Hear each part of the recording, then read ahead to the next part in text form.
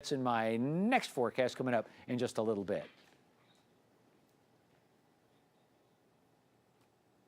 The year was 1952, and things were downright weird one night in central West Virginia.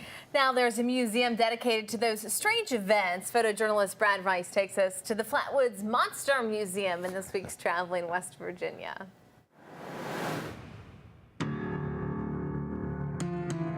It happened on September 12th, 1952, and that was in little town Flatwoods in Braxton County.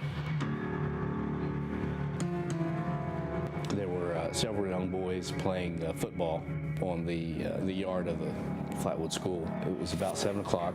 They noticed a fireball streaking across the sky, and as far as they could tell, land on a nearby hilltop.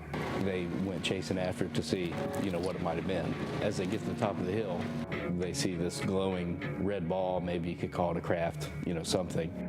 And then from the left, this large figure, imposing, kind of coming at them, appearing to float. And of course, scared the daylights out of them. They turned around and ran back down the hill.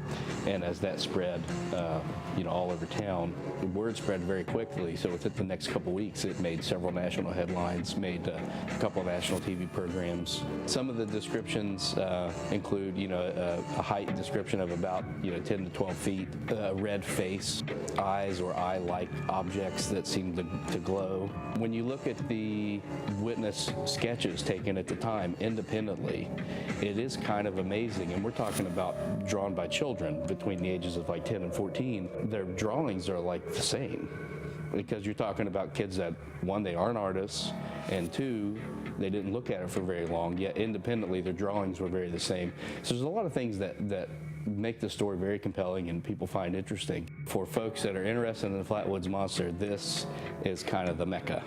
You can check out this really cool, historic old building that was built in 1910, as well as, a lot of monster-related artifacts that either are really rare or they don't exist anywhere else. We actually have some chunks of wood that were pulled off of the now rotting oak tree that the monster kind of appeared from behind to the witnesses. Well, the production company, you mentioned the Small Town Monsters. This film sort of takes you through kind of the filmmaker's discovery process of the story. The premiere will be April 7th here at the Elk Theater, which is in downtown Sutton, just not a half a block away from the museum.